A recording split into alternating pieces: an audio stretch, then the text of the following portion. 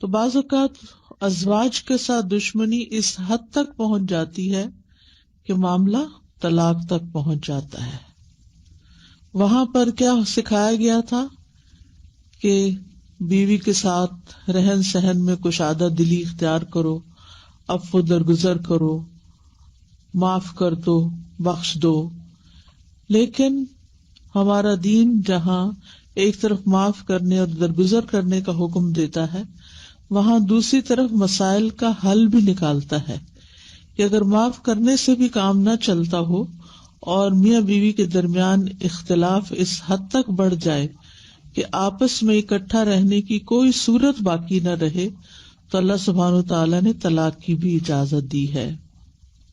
طلاق کا لفظی معنی ہوتا ہے ٹو ریلیز، آزاد کر دینا.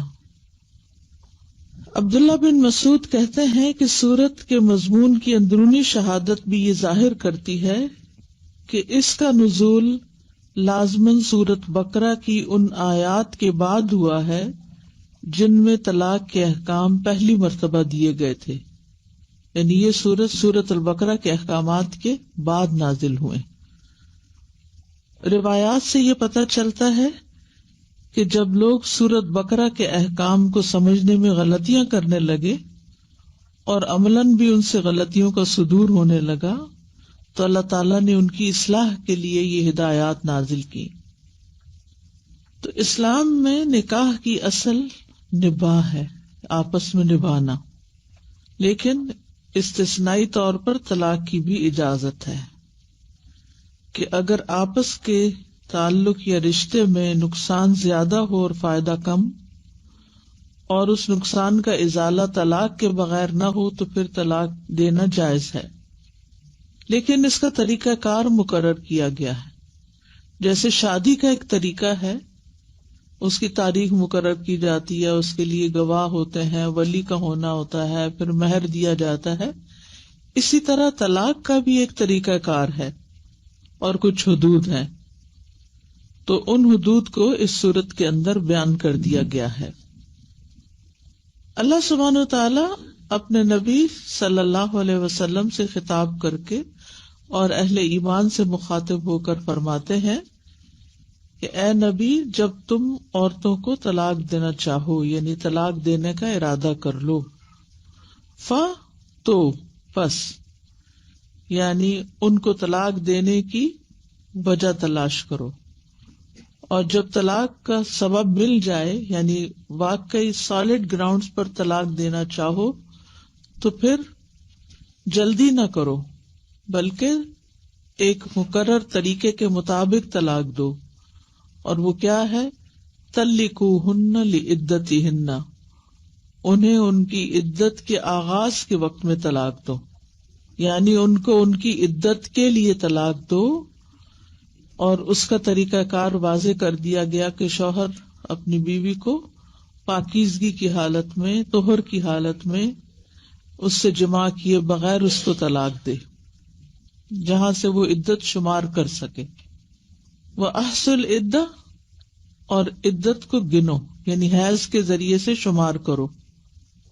اگر بیوی کو حیض آتا ہے تو عدت کو حیض سے کاؤنٹ کرنا ہے، اور اگر حیض نہیں آتا، جیسے حاملہ ہے یا چھوٹی لڑکی ہے یا پھر سن یاس میں ہے، تو پھر عدت مہینوں کے ساتھ شمار کی جائے گی. لیکن عدت کو شمار کرنا ضروری ہے. اور پھر واتقوا اللہ ربکم، اللہ سے ڈرو جو تمہارا رب ہے. یعنی طلاق دینے کے معاملات میں اللہ کا ڈر ضروری ہے. جس طرح خطبہ نکاح میں ہم دیکھتے ہیں کہ بار بار تقوی کا حکم دیا گیا ہے، اسی طرح سورۃ الطلاق میں بھی کئی بار تقوی کا ذکر آتا ہے، اور تقوی سارے معاملات کی اصلاح کر دیتا ہے. لا تخرجوہن من بیوتہن، عدت کی مدت کے دوران ان کو ان کے گھروں سے نہ نکالو، بلکہ متعلقہ اسی گھر میں رہے جس گھر میں شوہر نے اس کو طلاق دی ہے. ولا یخرجن، عورتیں خود بھی نہ نکلیں، یعنی متعلقہ بیوی کے لیے گھر سے نکلنا جائز نہیں، اور عدت کو شوہر کے گھر میں ہی پورا کرنا چاہیے. ولا یخرجنا، نہ خود نکلے، الا، ہاں استثنائی صورت ہے، ان یاتینا بفاحشۃ مبینہ، کہ وہ صریح بے حیائی کا ارتکاب کریں، اس صورت میں ان کو پھر گھر سے نکالا جا سکتا ہے، یعنی ان کے افعال یا اقوال میں کوئی فحش بات پائی جاتی ہو تو یہ گھر سے نکالنے کا سبب ہے، کیونکہ ایسی صورت میں گھر میں رہنا جو ہے وہ اذیت کا باعث ہوتا ہے۔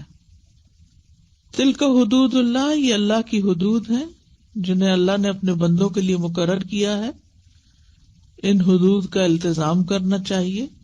وَمَن يَتَعَدَّ حدود اللہ، اور جو اللہ کی حدود سے تجاوز کرے گا، یعنی اپنی مرضی کرے گا ان معاملات میں، فقد ظلم نفسہ، تو اس نے اپنے اوپر ہی ظلم کیا، یعنی ظلم کرنے کا نقصان انسان کو خود ہی ہوگا۔ کسی پہ ظلم کرنا دراصل اپنے اوپر ظلم کرنا ہے۔ لا تدری لعل اللہ یحدث بعد ذلک امرا، تم نہیں جانتے شاید اللہ اس کے بعد کوئی اور سبیل پیدا کر دے، یعنی اللہ سبحانہ وتعالی طلاق کے بعد شوہر اور بیوی دونوں کے لیے کوئی اور راستہ پیدا کر دے یا پھر رجوع کی صورت پیدا کر دے۔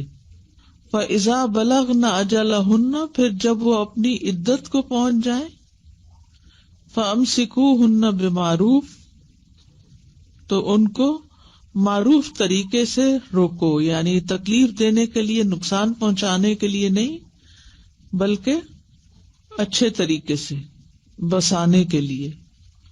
او فارقوہن بمعروف، یا پھر ان کو جدا کرو دستور کے مطابق، یعنی لڑائی جھگڑے کر کے اور ان کا مال چھین کے یا ان کو ذلیل کر کے نہیں نکالو۔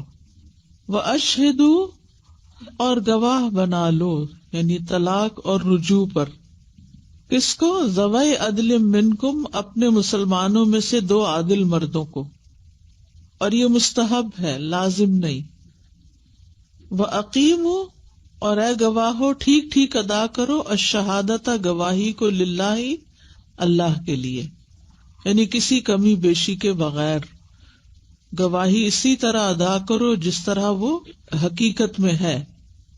کسی کی محبت اور کسی کی عداوت انسان کو گواہی میں غلط بیانی کرنے پر آمادہ نہ کرے۔ ذالکم، یہ یعنی جو تمہارے سامنے احکام اور حدود بیان کیے جا رہے ہیں، یوعظ بہ من کان یؤمن باللہ والیوم الآخر، ان باتوں سے اس شخص کو نصیحت کی جاتی ہے جو اللہ اور آخرت پر ایمان رکھتا ہے۔ تو جو شخص اللہ اور یوم آخرت پر ایمان رکھتا ہے اس کے معاملات درست ہو جاتے ہیں، کیونکہ طلاق کا معاملہ ایسا ہے، یعنی ایک ٹراما ہے اور ایک زندگی کا مشکل ترین مرحلہ ہے، لیکن وَمَن يَتَّقِ اللَّهَ يَجْعَل لَّهُ مَخْرَجًا، جو اللہ کا تقوی اختیار کرے گا، اللہ سبحانہ وتعالیٰ اس کے لیے کوئی نہ کوئی نکلنے کی مشکل سے، غم سے، دکھ سے، پریشانی سے، اس تکلیف سے نکلنے کی صورت پیدا کر دے گا۔ وَيَرْزُقُهُ مِنْ حَيْثُ لَا يَحْتَسِبُ، اور اس کو وہاں سے رزق عطا کرے گا جہاں سے اس کا وہم و گمان بھی نہ ہوگا۔ وَمَن يَتَوَکَّلْ عَلَى اللَّهِ فَهُوَ حَسْبُهُ، تو جو اللہ تعالی پر توکل کرتا ہے، یعنی کسی چیز کے حصول میں جو اس کے لیے فائدہ مند ہے یا کسی چیز کو دور کرنے میں جو اس کے لیے نقصان دہ ہے، اللہ پر اعتماد کرتا ہے تو اللہ تعالیٰ اس میں اس کے لیے آسانی پیدا کر دے گا، اللہ اس کے لیے کافی ہو جاتا ہے، کیونکہ اللہ تعالیٰ غالب ہے، رحیم ہے، غنی ہے، قوی ہے، وہ بندے کے لیے سب کچھ کر سکتا ہے۔ ان اللہ بالغ امرہ، بے شک اللہ اپنا کام پورا کر کے رہتا ہے، یعنی اس کی قضاء و قدر نافذ ہو کر رہتی ہے، اس کے ارادوں کو کوئی روکنے والا نہیں۔ قد جعل اللہ لکل شیء قدرا، اس نے ہر کام کے لیے، ہر چیز کے لیے ایک وقت اور مقدار مقرر کر رکھی ہے۔ یعنی ہر چیز کا ایک اندازہ مقرر کر رکھا ہے کہ کب تنگی ہوگی، کب تک آسانی ہوگی، یہ سب اس کو معلوم ہے. واللائی یئسن من المحیض من نسائکم، اور وہ عورتیں جو حیض سے مایوس ہو چکی ہوں، یعنی جنہیں پہلے حیض آتا تھا پھر بڑھاپے کی وجہ سے یا کسی بیماری کی وجہ سے حیض بند ہو گیا اور اب دوبارہ کبھی بھی آنے کی امید نہیں رہی، جیسے ہسٹیکٹری میں وغیرہ میں چاہے ینگ ہی ہو عورت پھر حیض ختم ہو جاتا ہے. تو ان ارتبتم، اگر تمہیں شک ہو، فعدتہن ثلاثۃ اشہر، تو ان کی عدت کی مدت 3 ماہ ہے، یعنی ہر حیض کے مقابلے میں 1 مہینہ مقرر کیا گیا ہے. واللائی لم یحضن، اور وہ چھوٹی لڑکیاں جن کو ابھی حیض آیا ہی نہیں یا بالغ بھی ہوں لیکن ان کو حیض نہیں آیا ابھی تک، تو وہ بھی انہی عورتوں کی طرح ہیں جو حیض سے مایوس ہو چکی ہیں، تو ان کی عدت بھی ویسی ہی ہوگی، یعنی 3 ماہ. تو 2 طرح کی عورتیں ہوئی، ایک وہ جن کو حیض آتا ہے اور ایک وہ جن کو حیض نہیں آتا، لیکن ان دونوں کی عدت جو ہے وہ، یعنی جن کو حیض نہیں آتا 3 ماہ ہوگی، الا یہ کہ وہ حامل ہو. حمل کی وجہ سے اگر حیض نہیں آتا تو اس کا حکم آگے بتا دیا گیا. وَأُولَاتُ الْأَحْمَالِ، اور حمل والیاں یعنی پریگننٹ عورتیں، اجلہن، ان کی مدت کیا ہے، مدت سے مراد یا عدت، ان یضعن حملہن، کہ وہ اپنا حمل وضع کر دیں، یعنی بچہ پیدا کر دیں، ایک بچہ یا زیادہ بچے ہیں پیٹ میں ان کو جنم دے دیں. اس صورت میں مہینوں کا اعتبار نہیں ہوگا، وہ 1 گھنٹے بعد بھی ہو سکتی ہے فارغ، اور 9 مہینے بھی لگ سکتے ہیں اس کو. وَمَن يَتَّقِ اللَّهَ يَجْعَل لَّهُ مِنْ أَمْرِهِ يُسْرًا، جو تقوی اختیار کرتا ہے اللہ تعالیٰ اس کے لیے سارے امور کو آسان کر دیتا ہے، مشکلات کو بھی حل کر دیتا ہے اس کے. ذالک امر اللہ انزلہ الیکم، یہ اللہ کا حکم ہے جس نے تمہاری طرف نازل کیا ہے. ومن یتق اللہ یکفر عنہ سیئاتہ ویعظم لہ اجرا، اور جو اللہ سے ڈرے گا اللہ اس سے اس کے گناہ دور کر دے گا اور اسے عظیم اجر عطا کر دے گا. پھر حکم دیا اسکنوہن من حیث سکنتم، ان کو وہاں پر ہی بساؤ، وہیں رکھو جہاں تم خود رہتے ہو. یہ کس کے لیے ہے، متعلقہ رجعیہ کے لیے، جس کو طلاق ہوئی اور وہ عدت گزار رہی ہے، کیونکہ شوہر پر ابھی تک ان کا سکنا اور نفقہ ہے. سکنا کہتے ہیں رہائش کو اور نفقہ کہتے ہیں کھانا پینا، ضروریات زندگی مہیا کرنا. من حیث سکنتم، جہاں تم خود رہتے ہو، من وجدکم، اپنی طاقت کے مطابق، اپنی وسعت کے مطابق، یعنی جو تمہارے پاس ہے اس کے مطابق. ولا تضاروہن لتضیقوا علیہن، اور اس دوران یعنی جب تم نے ان کو اپنے گھر میں رکھا ہوا ہی ہے تو ان کو ستاؤ نہیں، ٹھیک ہے، نہ اپنے قول سے نہ اپنے فعل سے، یعنی اس طرح نہ ستاؤ کہ وہ عدت پوری ہونے سے پہلے تنگ آ کے گھروں سے نکل جائیں. برائے نام رکھا ہوا بھی ہے اور تنگ کر کے ان کو نکالنے کے بھی طریقے سوچ رہے ہو، تو اس صورت میں پھر شوہر گھر سے نکالنے والے میں شمار ہوگا اور اللہ کی نافرمانی ہوگی، کیونکہ پیچھے اللہ تعالیٰ نے حکم دیا کہ ان کو لا تخرجوہن من بیوتہن. تو اس آیت میں اللہ تعالیٰ نے مطلقات کو گھروں سے نکالنے سے روکا ہے اور مطلقات کو بھی گھر سے نکلنے سے منع کیا ہے. وَإِن كُنَّ أُولَاتِ حَمْلٍ، اور اگر وہ صاحب حمل ہو، حمل والیاں ہوں، تو پھر کیا کرو، فَأَنفِقُوا عَلَيْهِنَّ، ان پر خرچ کرو، نان نفقہ دو ان کو. کب تک، حَتَّى يَضَعْنَ حَمْلَهُنَّ، جب تک کہ وہ اپنا حمل وضع نہ کر دیں. فَإِنْ أَرْضَعْنَ لَكُمْ، پھر اگر وہ دودھ پلائے تمہارے لیے، فَآتُوهُنَّ أُجُورَهُنَّ، تو ان کی اجرت ان کو ادا کرو. ٹھیک ہے، بچہ جب تک پیدا نہ ہو، چاہے 6 مہینے لگے 8 مہینے لگے، تو عورت کی عدت تو ختم ہی نہیں ہوگی، اور وہ عدت کے دوران ہی اس کے اوپر شوہر کو اس کے علاج، معالجے، بچے کی پیدائش کا خرچہ، یہ سب کچھ شوہر ہی کو اٹھانا ہوگا. پھر اگر بچہ پیدا ہو گیا تو عدت تو ختم ہو گئی، لیکن اب بچے کو دودھ پلانا ہے، تو ایسی صورت میں پھر عورت کو اجرت دی جائے گی اس دودھ پلانے کی. یعنی وہ نفقہ نہیں، کیونکہ نفقہ تو اب ختم ہو گیا، نفقہ تو عدت ختم ہونے تک ہوتا ہے. اور اب کیا ہے، اب اس کی اجرت طے کی جائے گی. اور یہ کس طرح طے کی جائے گی؟ وَأَتَمِرُوا بَيْنَكُمْ بِمَعْرُوف، یعنی میاں بیوی ایک دوسرے کو معروف کا حکم دیں، آپس میں میوچل انڈرسٹینڈنگ کے ساتھ یہ چیزیں طے کریں، اور ایک دوسرے کو نیکی اور تقوی کا حکم دیں، نہ کہ ایک دوسرے کو ستانے کی باتیں کریں. اجرت کے معاملات میں آپس میں مشورہ کر لیں. اس کا مطلب کیا ہے کہ طلاق کے بعد بھی آپس میں اسلامی بھائی چارہ اور ایک انسانی تعلق باقی رہ سکتا ہے. بعض اوقات بچے ہوتے ہیں، ان کے معاملات طے کرنے پڑتے ہیں، تو ہمارے ماحول میں تو پھر بالکل ہی ایک قسم کی ایسی خلیج حال کر دی جاتی ہے کہ وہ ایک دوسرے کے لیے حرام ہو جاتے ہیں، دشمن ہو جاتے ہیں، اور بچے بےچارے پس جاتے ہیں. بچے جب شادی کی عمر کو پہنچتے ہیں تو اس وقت ان کو ماں باپ دونوں چاہیے ہوتے ہیں. تو بچوں کے معاملات ہوں، ان کو دودھ پلانے کا معاملہ ہو یا ان کی تعلیم کا ہو یا کوئی اور ہو، تو بچوں کے لیے تو دونوں ماں باپ ہی ہے نا. اگر وہ آپس میں ہسبینڈ وائف نہیں بھی تو آپس میں پھر ایک دوسرے کے ساتھ معروف طریقے سے معاملہ کریں. وَإِن تَعَاثَرْتُمْ فَسَتُرْضِعُ لَهُ أُخْرَىٰ، اور اگر تم باہم نا اتفاقی کرو، ضد کرو، تنگ کرو ایک دوسرے کو، تو پھر کوئی اور عورت اس کو دودھ پلا دے گی، ڈبے کا دودھ نہیں. لِيُنْفِقْ ذُو سَعَةٍ مِّن سَعَتِهِ، اور پھر اس صورت میں بھی کیا ہے، وسعت والے کو اپنے وسعت کے مطابق خرچ کرنا چاہیے. یعنی دولت مند جیسی دولت ہے اس کے مطابق خرچ کرے. وہ اس طرح بخل نہ کرے جیسے فقراء کو کوئی چیز دیتے ہیں، فقیر کو کچھ دیتے ہیں تو وہ اپنی ایکس وائف کو دے رہا ہے.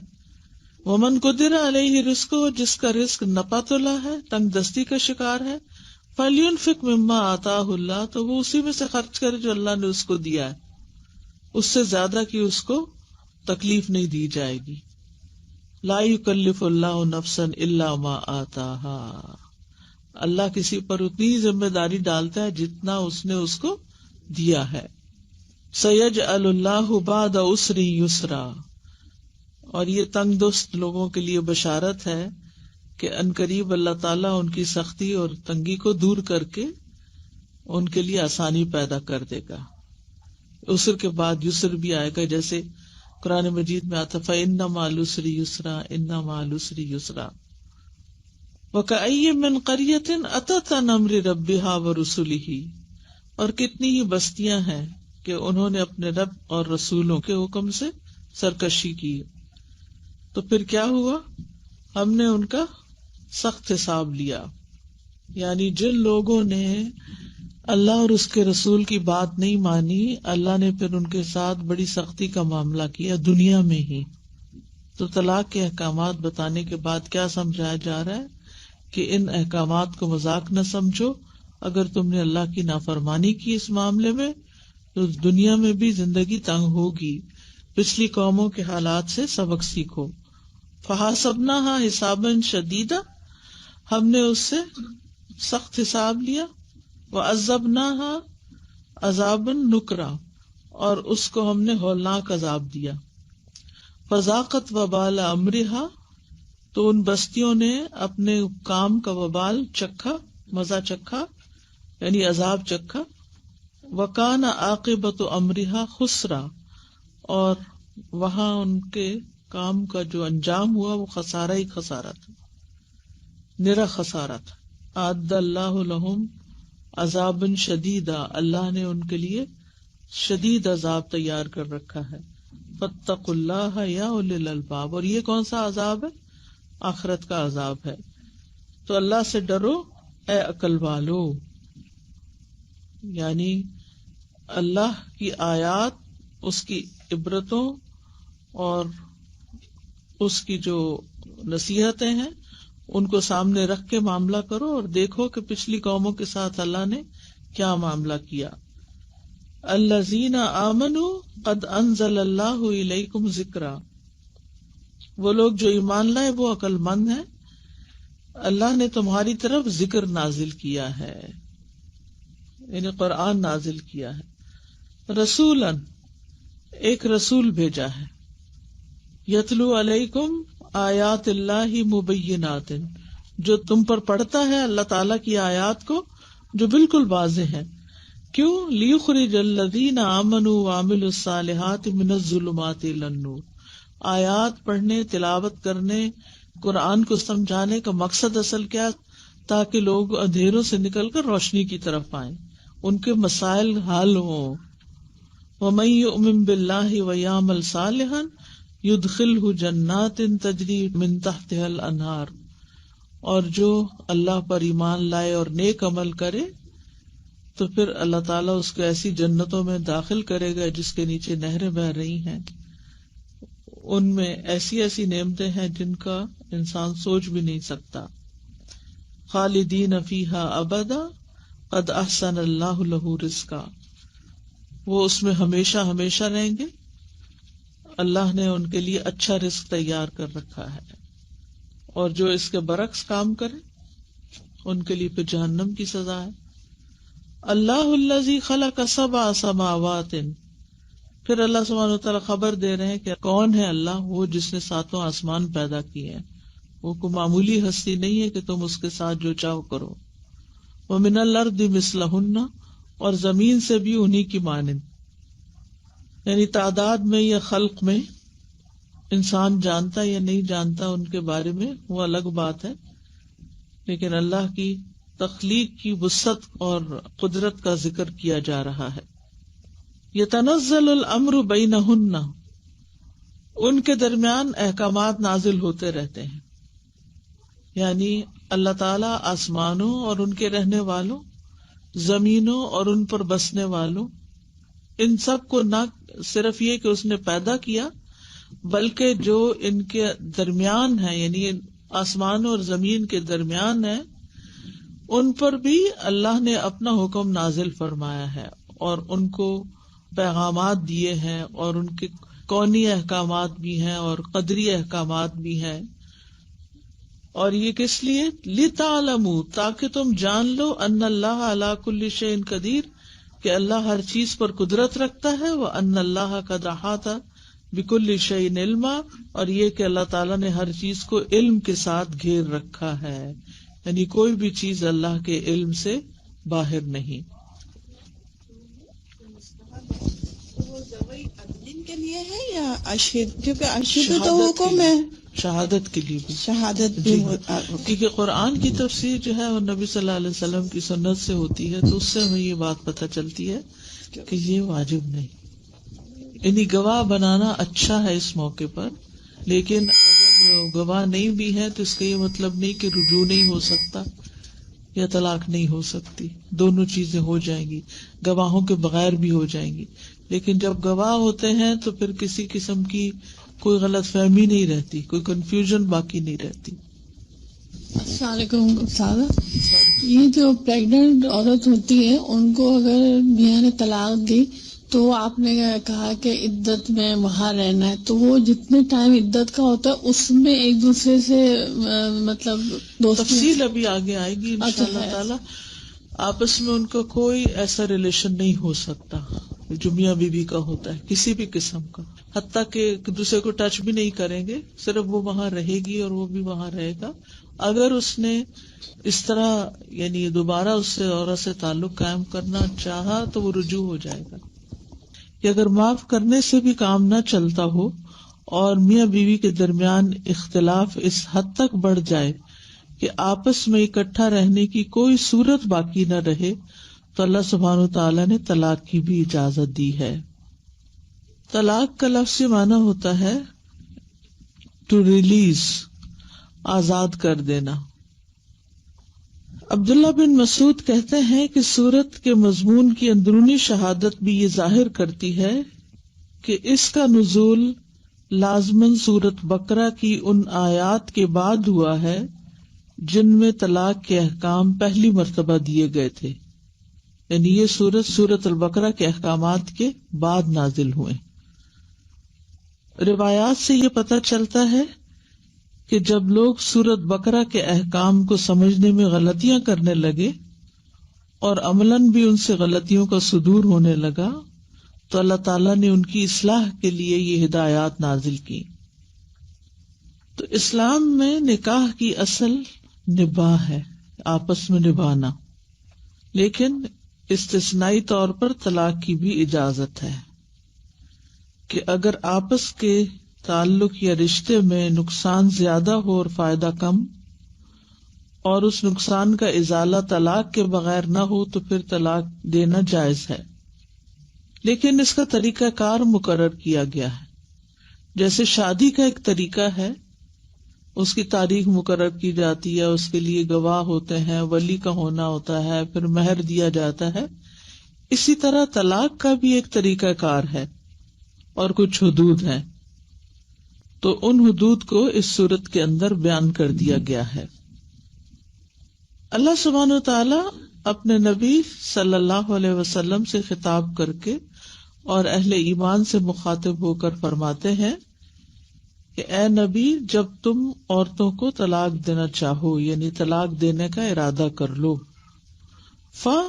تو پس، یعنی ان کو طلاق دینے کی وجہ تلاش کرو، اور جب طلاق کا سبب مل جائے، یعنی واقعی سالڈ گراؤنڈز پر طلاق دینا چاہو تو پھر جلدی نہ کرو، بلکہ ایک مقرر طریقے کے مطابق طلاق دو، اور وہ کیا ہے؟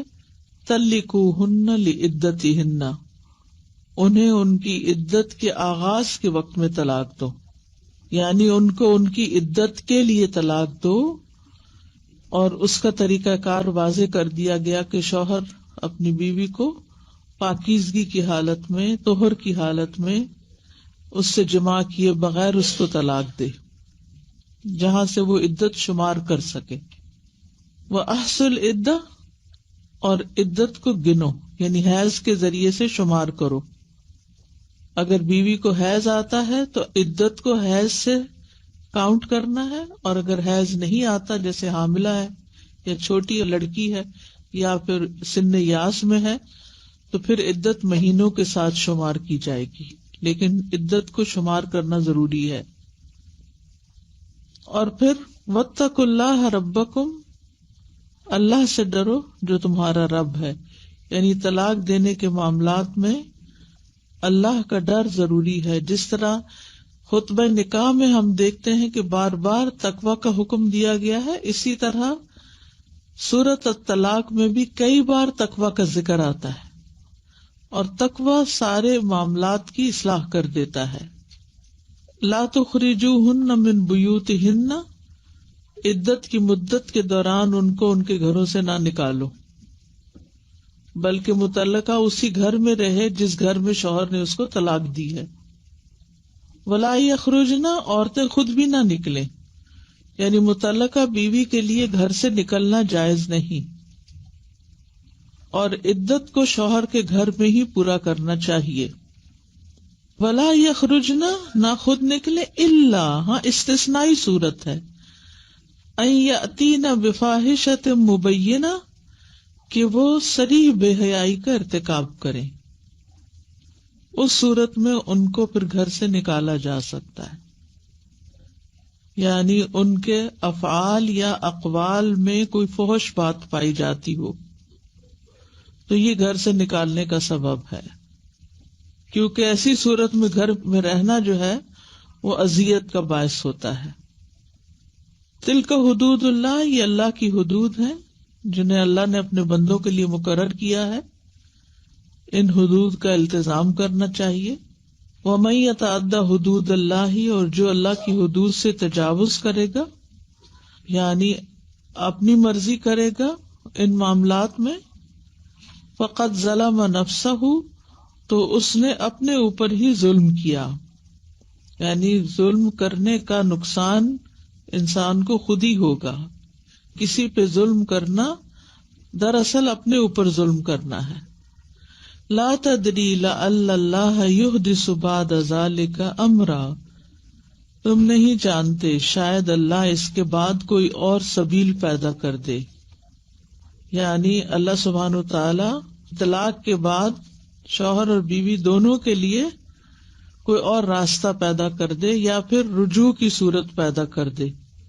فَإِذَا بَلَغْنَ أَجَلَهُنَّ، پھر جب وہ اپنی عدت کو پہنچ جائیں، فَأَمْسِكُوهُنَّ بِمَعْرُوفٍ، تو ان کو معروف طریقے سے روکو، یعنی تکلیف دینے کے لیے، نقصان پہنچانے کے لیے نہیں، بلکہ اچھے طریقے سے بسانے کے لیے. او فارقوہن بمعروف، یا پھر ان کو جدا کرو دستور کے مطابق، یعنی لڑائی جھگڑے کر کے اور ان کا مال چھین کے یا ان کو ذلیل کر کے نہیں نکالو. وَأَشْهِدُوا، اور گواہ بنا لو، یعنی طلاق اور رجوع پر. کس کو؟ ذوی عدل منکم، اپنے مسلمانوں میں سے 2 عادل مردوں کو، اور یہ مستحب ہے، لازم نہیں. وَأَقِیمُوا، اور اے گواہو ٹھیک ٹھیک ادا کرو، الشہادۃ، گواہی کو، للہ، اللہ کے لیے، یعنی کسی کمی بیشی کے بغیر. گواہی اسی طرح ادا کرو جس طرح وہ حقیقت میں ہے. کسی کی محبت اور کسی کی عداوت انسان کو گواہی میں غلط بیانی کرنے پر آمادہ نہ کرے. ذالکم، یہ یعنی جو تمہارے سامنے احکام اور حدود بیان کیے جا رہے ہیں، یوعظ بہ من کان یؤمن باللہ والیوم الآخر، ان باتوں سے اس شخص کو نصیحت کی جاتی ہے جو اللہ اور آخرت پر ایمان رکھتا ہے. تو جو شخص اللہ اور یوم آخرت پر ایمان رکھتا ہے اس کے معاملات درست ہو جاتے ہیں.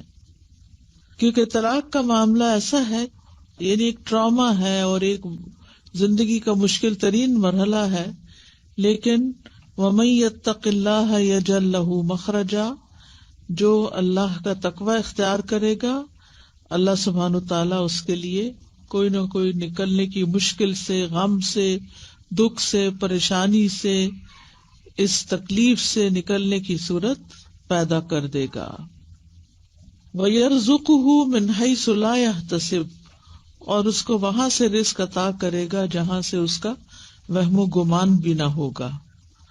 وَمَن يَتَوَکَّلْ عَلَى اللَّهِ فَهُوَ حَسْبُهُ، تو جو اللہ تعالیٰ پر توکل کرتا ہے، یعنی کسی چیز کے حصول میں جو اس کے لیے فائدہ مند ہے یا کسی چیز کو دور کرنے میں جو اس کے لیے نقصان دہ ہے، اللہ پر اعتماد کرتا ہے تو اللہ تعالیٰ اس میں اس کے لیے آسانی پیدا کر دے گا. اللہ اس کے لیے کافی ہو جاتا ہے، کیونکہ اللہ تعالیٰ غالب ہے، رحیم ہے، غنی ہے، قوی ہے، وہ بندے کے لیے سب کچھ کر سکتا ہے.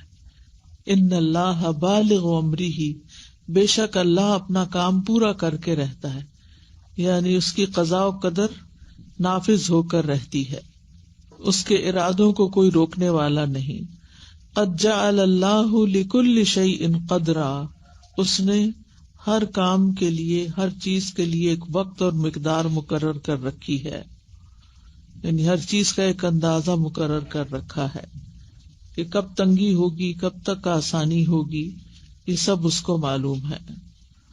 واللائی یئسن من المحیض من نسائکم، اور وہ عورتیں جو حیض سے مایوس ہو چکی ہوں، یعنی جنہیں پہلے حیض آتا تھا پھر بڑھاپے کی وجہ سے یا کسی بیماری کی وجہ سے حیض بند ہو گیا اور اب دوبارہ کبھی بھی آنے کی امید نہیں رہی، جیسے ہسٹیکٹری میں وغیرہ میں چاہے ینگ ہی ہو عورت پھر حیض ختم ہو جاتا ہے.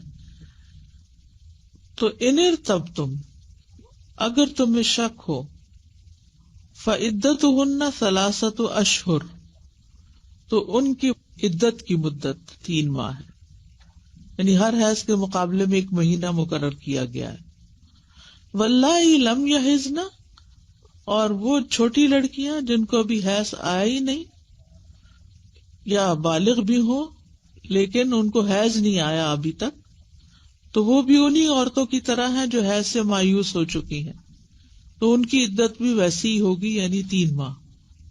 تو دو طرح کی عورتیں ہوئی، ایک وہ جن کو حیض آتا ہے اور ایک وہ جن کو حیض نہیں آتا. لیکن ان دونوں کی عدت جو ہے وہ، یعنی جن کو حیض نہیں آتا 3 ماہ ہوگی، الا یہ کہ وہ حامل ہو. حمل کی وجہ سے اگر حیض نہیں آتا تو اس کا حکم آگے بتا دیا گیا.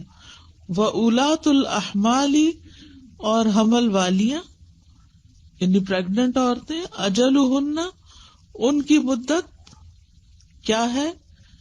مدت سے مراد یا عدت، ان یضعن حملہن، کہ وہ اپنا حمل وضع کر دیں، یعنی بچہ پیدا کر دیں. ایک بچہ یا زیادہ بچے ہیں پیٹ میں، ان کو جنم دے دیں. اس صورت میں مہینوں کا اعتبار نہیں ہوگا، وہ 1 گھنٹے بعد بھی ہو سکتی ہے فارغ، اور 9 مہینے بھی لگ سکتے ہیں اس کو. وَمَن يَتَّقِ اللَّهَ يَجْعَل لَّهُ مِنْ أَمْرِهِ يُسْرًا، اور جو تقوی اختیار کرتا ہے اللہ تعالیٰ اس کے لیے سارے امور کو آسان کر دیتا ہے، مشکلات کو بھی حل کر دیتا ہے اس کے. ذَلِكَ أَمْرُ اللَّهِ أَنزَلَهُ إِلَيْكُمْ، یہ اللہ کا حکم ہے جس نے تمہاری طرف نازل کیا ہے. وَمَن يَتَّقِ اللَّهَ يُكَفِّرْ عَنْهُ سَيِّئَاتِهِ وَيُعْظِمْ لَهُ أَجْرًا، اور جو اللہ سے ڈرے گا اللہ اس سے اس کے گناہ دور کر دے گا اور اسے عظیم اجر عطا کر دے گا. پھر حکم دیا اسکنوہن من حیث سکنتم، ان کو وہاں پر ہی بساؤ، وہیں رکھو جہاں تم خود رہتے ہو. یہ کس کے لیے ہے؟ متعلقہ رجعیہ کے لیے، جس کو طلاق ہوئی اور وہ عدت گزار رہی ہے، کیونکہ شوہر پر ابھی تک ان کا سکنا اور نفقہ ہے. سکنا کہتے ہیں رہائش کو، اور نفقہ کہتے ہیں کھانا پینا، ضروریات زندگی مہیا کرنا. من حیث سکنتم، جہاں تم خود رہتے ہو، من وجدکم، اپنی طاقت کے مطابق، اپنی وسعت کے مطابق، یعنی جو تمہارے پاس ہے اس کے مطابق. ولا تضاروہن لتضیقوا علیہن، اور اس دوران یعنی جب تم نے ان کو اپنے گھر میں رکھا ہوا ہی ہے تو ان کو ستاؤ نہیں، ٹھیک ہے، نہ اپنے قول سے نہ اپنے فعل سے، یعنی اس طرح نہ ستاؤ کہ وہ عدت پوری ہونے سے پہلے تنگ آ کے گھروں سے نکل جائیں.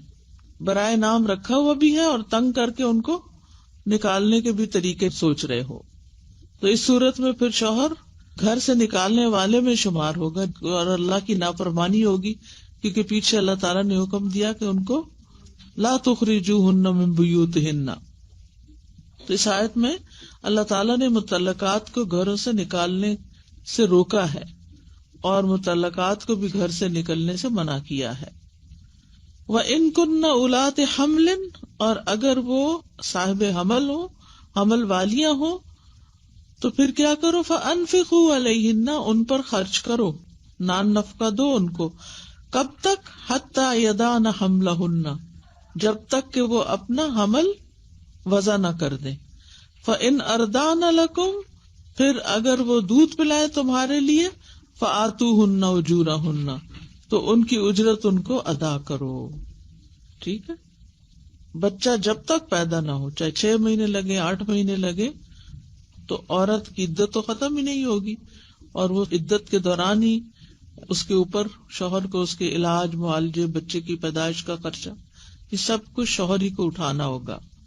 پھر اگر بچہ پیدا ہو گیا تو عدت تو ختم ہوگی، لیکن اب بچے کو دودھ پلانا ہے، تو ایسی صورت میں پھر عورت کو اجرت دی جائے گی اس دودھ پلانے کی، یعنی وہ نفقہ نہیں، کیونکہ نفقہ تو اب ختم ہو گیا، نفقہ تو عدت ختم ہونے تک ہوتا ہے.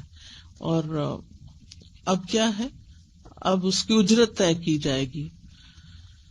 اور یہ کس طرح طے کی جائے گی؟ وَأَتَمِرُوا بَيْنَكُمْ بِمَعْرُوفٍ، یعنی میاں بیوی ایک دوسرے کو معروف کا حکم دے، آپس میں میوچل انڈرسٹینڈنگ کے ساتھ یہ چیزیں طے کریں، اور ایک دوسرے کو نیکی اور تقوی کا حکم دیں، نہ کہ ایک دوسرے کو ستانے کی باتیں کریں. اجرت کے معاملات میں آپس میں مشورہ کر لیں. اس کا مطلب کیا ہے کہ طلاق کے بعد بھی آپس میں اسلامی بھائی چارہ اور ایک انسانی تعلق باقی رہ سکتا ہے. بعض اوقات بچے ہوتے ہیں، ان کے معاملات طے کرنے پڑتے ہیں، تو ہمارے ماحول میں تو پھر بالکل ہی ایک قسم کی ایسی خلیج حل کر دی جاتی ہے کہ وہ ایک دوسرے کے لیے حرام ہو جاتے ہیں، دشمن ہو جاتے ہیں، اور بچے بےچارے پس جاتے ہیں. بچے جب شادی کی عمر کو پہنچتے ہیں تو اس وقت ان کو ماں باپ دونوں چاہیے ہوتے ہیں. تو بچوں کے معاملات ہوں، ان کو دودھ پلانے کا معاملہ ہو یا ان کی تعلیم کا ہو یا کوئی اور ہو، تو بچوں کے لیے تو دونوں ماں باپ ہی ہے نا. اگر وہ آپس میں ہسبینڈ وائف نہیں بھی تو آپس میں پھر ایک دوسرے کے ساتھ معروف طریقے سے معاملہ کریں. وَإِن تَعَاثَرْتُمْ فَسَتُرْضِعُ لَهُ أُخْرَىٰ، اور اگر تم باہم نااتفاقی کرو، ضد کرو، تنگ کرو ایک دوسرے کو، تو پھر کوئی اور عورت اس کو دودھ پلا دے گی، ڈبے کا دودھ نہیں. لِيُنْفِقْ ذُو سَعَةٍ مِّن سَعَتِهِ، اور پھر اس صورت میں بھی کیا ہے، وسعت والے کو اپنے وسعت کے مطابق خرچ کرنا چاہیے. یعنی دولت مند جیسی دولت ہے اس کے مطابق خرچ کرے. وہ اس طرح بخل نہ کرے جیسے فقراء کو کوئی چیز دیتے ہیں، فقیر کو کچھ دیتے ہیں تو وہ اپنی ایکس وائف کو دے رہا ہے. ومن قدر علیہ رزقہ، جس کا رزق نپا تلا ہے، تنگ دستی کا شکار ہے، فلینفق مما آتاہ اللہ، تو وہ اسی میں سے خرچ کرے جو اللہ نے اس کو دیا ہے، اس سے زیادہ کی اس کو تکلیف نہیں دی جائے گی. لا یکلف اللہ نفسا الا ما آتاہا، اللہ کسی پر اتنی ذمہ داری ڈالتا ہے جتنا اس نے اس کو دیا ہے. سیجعل اللہ بعد عسر یسرا، اور یہ تنگ دست لوگوں کے لیے بشارت ہے کہ عنقریب اللہ تعالیٰ ان کی سختی اور تنگی کو دور کر کے ان کے لیے آسانی پیدا کر دے گا. عسر کے بعد یسر بھی آئے گا، جیسے قرآن مجید میں آتا فَإِنَّ مَعَ الْعُسْرِ يُسْرًا إِنَّ مَعَ الْعُسْرِ يُسْرًا. وَكَأَيٍّ مِّن قَرْيَةٍ أَتَتْ عَنْ أَمْرِ رَبِّهَا وَرُسُلِهِ، اور کتنی ہی بستیاں ہیں کہ انہوں نے اپنے رب اور رسولوں کے حکم سے سرکشی کی. تو پھر کیا ہوا، ہم نے ان کا سخت حساب لیا. یعنی جن لوگوں نے اللہ اور اس کے رسول کی بات نہیں مانی، اللہ نے پھر ان کے ساتھ بڑی سختی کا معاملہ کیا دنیا میں ہی. تو طلاق کے احکامات بتانے کے بعد کیا سمجھایا جا رہا ہے کہ ان احکامات کو مذاق نہ سمجھو. اگر تم نے اللہ کی نافرمانی کی اس معاملے میں تو دنیا میں بھی زندگی تنگ ہوگی. پچھلی قوموں کے حالات سے سبق سیکھو. فحاسبناها حسابا شدیدا، ہم نے اس سے سخت حساب لیا. وعذبناها عذابا نکرا، اور اس کو ہم نے ہولناک عذاب دیا. فذاقت وبال امرها، تو ان بستیوں نے اپنے کام کا وبال چکھا، مزہ چکھا، یعنی عذاب چکھا. وکان عاقبت امرها خسرا، اور وہاں ان کے کام کا جو انجام ہوا وہ خسارہ ہی خسارہ تھا، نرا خسارہ تھا.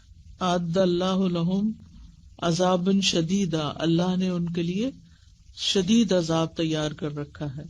فاتقوا اللہ یا اولی الالباب، اور یہ کون سا عذاب ہے؟ آخرت کا عذاب ہے. تو اللہ سے ڈرو اے عقل والو. یعنی اللہ کی آیات، اس کی عبرتوں اور اس کی جو نصیحتیں ہیں ان کو سامنے رکھ کے معاملہ کرو، اور دیکھو کہ پچھلی قوموں کے ساتھ اللہ نے کیا معاملہ کیا. الذین آمنوا قد انزل اللہ الیکم ذکرا، وہ لوگ جو ایمان لائے وہ عقل مند ہیں، اللہ نے تمہاری طرف ذکر نازل کیا ہے، یعنی قرآن نازل کیا ہے. رسولا، ایک رسول بھیجا ہے. یتلو علیکم آیات اللہ مبینات، جو تم پر پڑھتا ہے اللہ تعالیٰ کی آیات کو جو بالکل واضح ہے. کیوں؟ لیخرج الذین آمنوا وعملوا الصالحات من الظلمات الی النور. آیات پڑھنے، تلاوت کرنے، قرآن کو سمجھانے کا مقصد اصل کیا؟ تاکہ لوگ اندھیروں سے نکل کر روشنی کی طرف آئیں، ان کے مسائل حل ہوں. ومن یؤمن باللہ ویعمل صالحا یدخلہ جنات تجری من تحتها الانہار، اور جو اللہ پر ایمان لائے اور نیک عمل کرے تو پھر اللہ تعالیٰ اس کو ایسی جنتوں میں داخل کرے گا جس کے نیچے نہریں بہہ رہی ہیں. ان میں ایسی ایسی نعمتیں ہیں جن کا انسان سوچ بھی نہیں سکتا. خالدین فیہا ابدا قد احسن اللہ لہ رزقا، وہ اس میں ہمیشہ ہمیشہ رہیں گے. اللہ نے ان کے لیے اچھا رزق تیار کر رکھا ہے، اور جو اس کے برعکس کام کرے ان کے لیے پھر جہنم کی سزا ہے. اللہ الذی خلق سبع سماوات، پھر اللہ سبحانہ وتعالیٰ خبر دے رہے ہیں کہ کون ہے اللہ، وہ جس نے 7 آسمان پیدا کیے ہیں. وہ کوئی معمولی ہستی نہیں ہے کہ تم اس کے ساتھ جو چاہو کرو. ومن الارض مثلہن، اور زمین سے بھی انہی کی مانند، یعنی تعداد میں یا خلق میں انسان جانتا یا نہیں جانتا ان کے بارے میں وہ الگ بات ہے، لیکن اللہ کی تخلیق کی وسعت اور قدرت کا ذکر کیا جا رہا ہے. یتنزل الامر بینہن، ان کے درمیان احکامات نازل ہوتے رہتے ہیں، یعنی اللہ تعالیٰ آسمانوں اور ان کے رہنے والوں، زمینوں اور ان پر بسنے والوں، ان سب کو نہ صرف یہ کہ اس نے پیدا کیا بلکہ جو ان کے درمیان ہے، یعنی آسمان اور زمین کے درمیان ہے، ان پر بھی اللہ نے اپنا حکم نازل فرمایا ہے اور ان کو پیغامات دیے ہیں، اور ان کے کونی احکامات بھی ہیں اور قدری احکامات بھی ہیں. اور یہ کس لیے؟ لِتَعْلَمُوا، تاکہ تم جان لو، ان اللہ علی کل شیء قدیر، کہ اللہ ہر چیز پر قدرت رکھتا ہے، وَأَنَّ اللَّهَ قَدْ أَحَاطَ بِكُلِّ شَيْءٍ عِلْمًا، اور یہ کہ اللہ تعالیٰ نے ہر چیز کو علم کے ساتھ گھیر رکھا ہے، یعنی کوئی بھی چیز اللہ کے علم سے باہر نہیں.